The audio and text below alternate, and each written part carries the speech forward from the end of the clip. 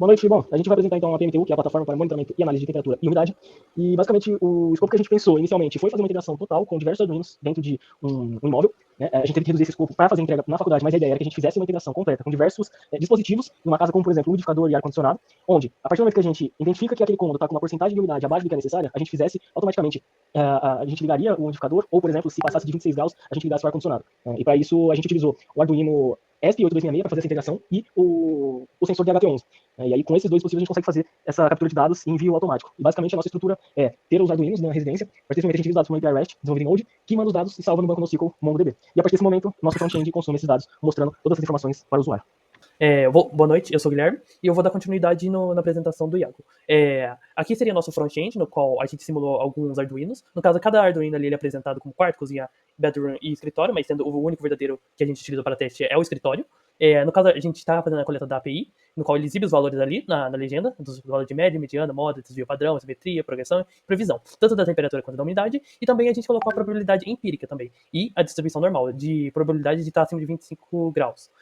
Ali também a gente colocou a previsão em a cada 10 minutos também, tanto para a temperatura quanto a umidade também. E sobe ali em cima, por favor. E também temos a opção de atualização, ali no botão, da atualização, não, o outro botão ali no canto. Isso. E é isso. Eu sou o Rafael e eu vou falar sobre a parte mobile do nosso projeto. Ela tem o login, o cadastro, a homepage e o dashboard. Aqui a gente vai fazer um cadastro.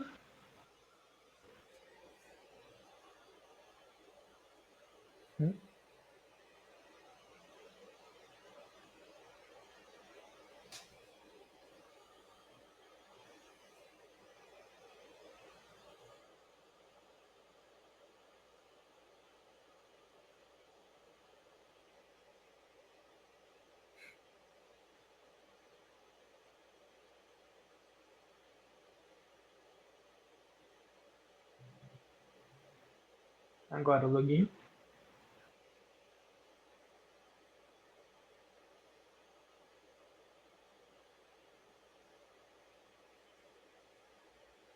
E é a homepage com os dados coletados. Aqui eles são simulados, com exceção do escritório, que são os dados coletados pelo nosso Arduino. Aí, entrando aqui no escritório, a gente vai ter o dashboard. Aqui no dashboard, nós temos a temperatura e umidade atual, junto com os gráficos de linhas de temperatura e umidade. E descendo um pouco, nós vamos ter as estatísticas, tanto de temperatura e umidade, com máximo, mínimo, média, mediana, cortose, simetria e por aí vai. Descendo mais um pouco, a gente vai ter as probabilidades, que foram feitas tanto com distribuição normal, quanto tanto de forma empírica. Que a distribuição normal passa pelo teste de normalidade e aparece se os dados são normais ou anormais. Descendo mais um pouco, nós vamos ter as previsões, que foram feitas usando regressão linear e mostram as temperaturas e umidades dos próximos 50 minutos em gráficos de barra. E descendo um pouquinho, para terminar, nós temos o qqplot e os histogramas, para a gente poder ver a distribuição dos dados e ver como eles estão distribuídos e se a distribuição é normal. E essa foi a parte mobile do nosso projeto. Eu vou falar um pouco sobre o back-end do projeto. O nosso back-end ele está rodando na nossa máquina virtual da Azure, no servidor que a gente criou. E o back-end é uma API REST que foi desenvolvida em Node com o Express, e ele é responsável por fornecer os dados aí para o front-end, que a gente criou também o back-end salvando no MongoDB,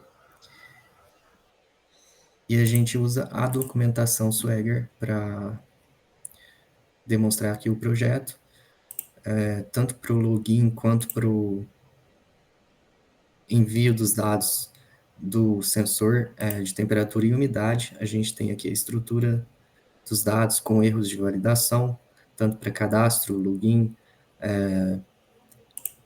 e para os sensores a gente tem a estrutura que grava o ID do sensor, o tipo, que pode ser temperatura ou umidade, o valor da temperatura ou da umidade, e o tempo com o horário. E esses dados são enviados aí para o front-end, tanto para o mobile quanto para o web.